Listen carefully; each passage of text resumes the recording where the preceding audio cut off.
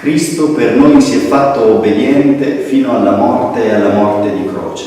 Per questo Dio lo ha esaltato. Così ci dice la liturgia del Sabato Santo, e la buona notizia della risurrezione di Cristo ci raggiunge fin da questa profondità, dal cuore delle tenebre. La luce è il verbo della vita, ci dice l'Evangelista Giovanni, e il verbo si è fatto carne. E la carne luminosa di Cristo ci ha raggiunti nella morte e nell'oscurità, e ormai non siamo più abbandonati. E proprio questa luce tanto agognata della vita nuova, della vita viva, di questa nuova primavera, non irradia più da fuori, ma ormai è interiore, nel cuore di ognuno di noi, gentile eppure invulnerabile, potente, proprio perché si è resa vulnerabile fino in fondo. Con il peccato tra il Padre e gli uomini si era frapposto il muro ingannevole del nostro odio, l'affanno nervoso e irato delle nostre conquiste smaniose, quella assenza di comunione che è il nutrimento dell'inferno. Ma invece ora, proprio con la Pasqua di Cristo, tutto questo viene invertito. In Cristo l'umanità è così unita a Dio da ritrovare il suo volto di figlio. Proprio quando Cristo dice non ciò che io voglio, Padre, ma ciò che vuoi tu. E ancora più avanti, sulla croce, Padre, nelle tue mani consegno il mio spirito. Dunque non più ribellione e fuga, ma al contrario consegna fiduciosa e comunione. Così ciò che era il massimo della separazione fra Dio e gli uomini, ora in Cristo è convertito proprio nel massimo della unione, a sigillo della parola che Lui stesso ci ha lasciato. In quel giorno saprete che io sono nel Padre e voi in me e io in voi. Così la morte è uccisa e la vita scorre inesauribile con il sangue e l'acqua che sgorgano dal costato di Cristo crocifisso.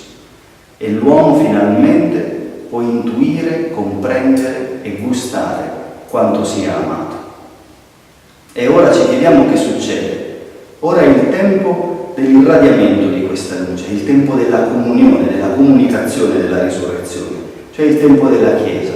Un teologo francese definiva la Chiesa come il laboratorio della risurrezione, perché tutto deve essere investito da questa luce, tutto deve essere fecondato da questa vita nuova, tutto deve essere impastato e trasformato da così tanta bellezza.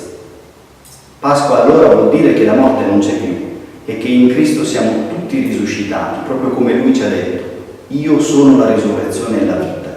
Chi crede in me, anche se muore, vivrà in eterno. Perciò d'ora in poi la morte e ogni tipo di morte può essere vissuta come un passaggio, come un transito, come una Pasqua. E questo è alla portata di tutti gli uomini, e attraverso gli uomini e per tutto l'universo. Ormai tutto ha un significato nuovo, profondo, eterno.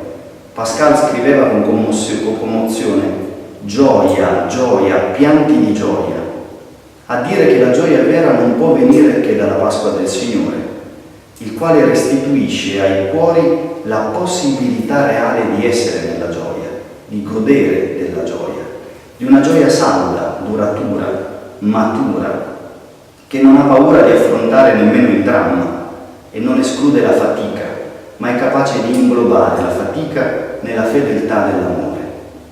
E allora, con le parole di un grande santo del IV secolo, Gregorio di Nazzanzo, ci scambiamo gli auguri di Pasqua.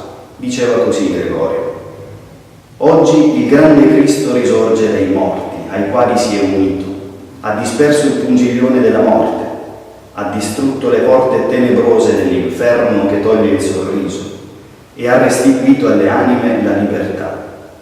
Cristo è risorto, davvero è risorto. Auguri di ogni bene.